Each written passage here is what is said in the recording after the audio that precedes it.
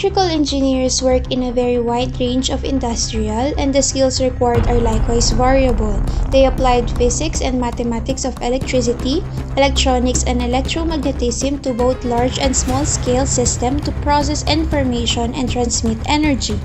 To do this, electrical engineers design, develop, test, and manage the manufacturing of electrical equipment, from electric motors and navigation systems to power generation equipment and the electrical components of vehicles and personal devices to improve with their problem-solving techniques. Electrical engineering is an immensely broad field with job roles in dizaying array of industries, from electric power generation and distribution to cars to smartphones. Electrical engineers are integral parts of thousands of companies. Electrical engineering is one of the newer branches of engineering that was identified in the late 19th century.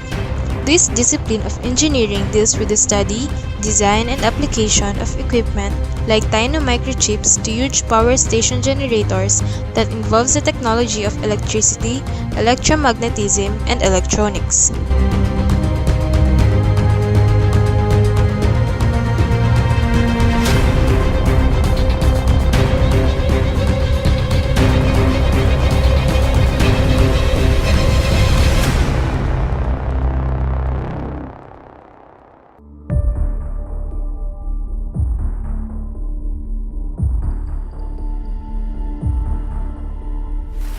Some of the most prominent pioneers in electrical engineering include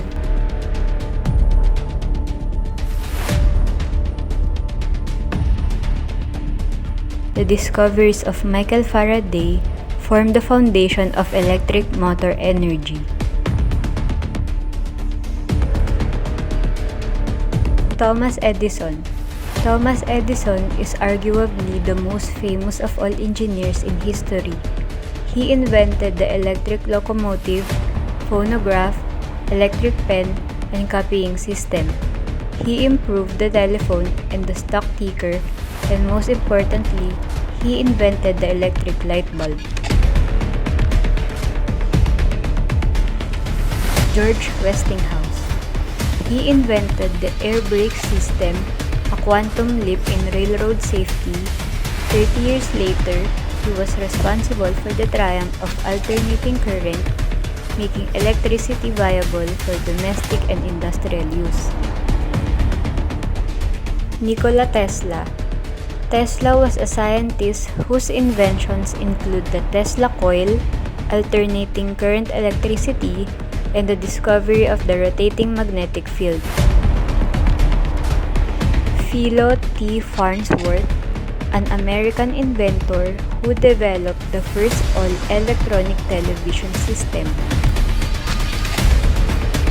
Alessandro Giuseppe Antonio Anastasio Gerolamo Umberto Volta, or as we all know, Alessandro Volta, an Italian physicist whose invention of the electricity battery provided the first source of continuous current in the 1800s. These innovators turned ideas and concepts about electricity into practical devices and systems that ushered in the modern age.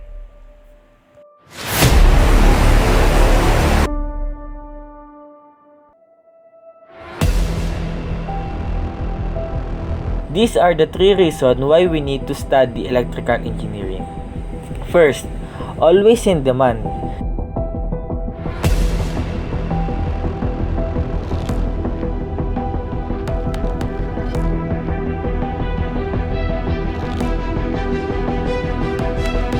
Second, high salaries.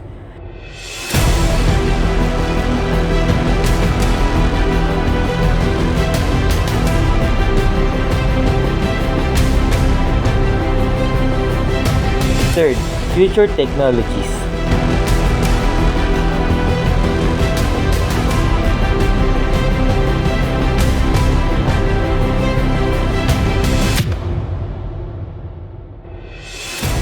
Electrical distribution engineers are mainly responsible for cost-effective design and engineering solutions to enhance, extend, manage, and automate overhead and underground power delivery networks for our utility customers using different software systems and building codes.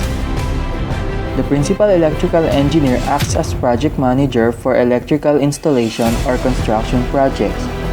In this position, your tasks can include designing electrical devices, ensuring proper installation, inspecting completed electrical work, and providing estimates of work. You can also supervise the staff of junior engineers, oversee their work, and ensure that the project is completed within the timeline and budget allocated. Research and Development Engineer.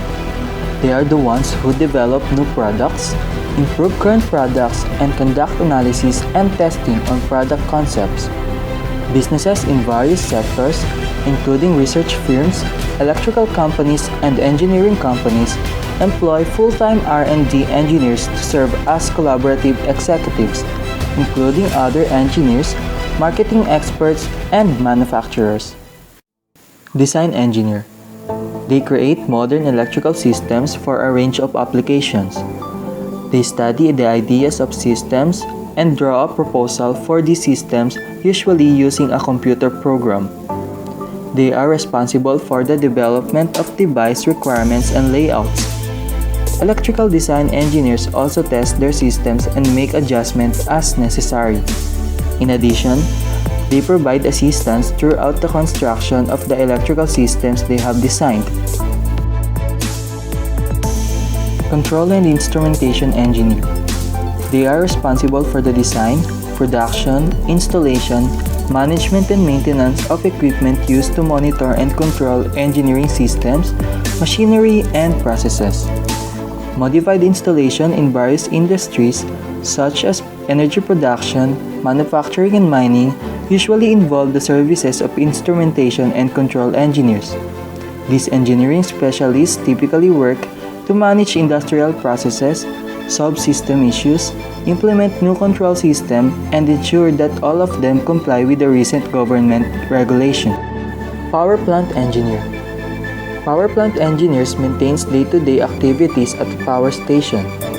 Their primary duties include carrying out operational checks, performing preventive maintenance on equipment, testing thermal systems, and working closely with our plant staff. This work includes a Bachelor of Engineering degree. Depending on their industry, many engineers receive a more advanced degree in chemical, electrical, or nuclear engineering.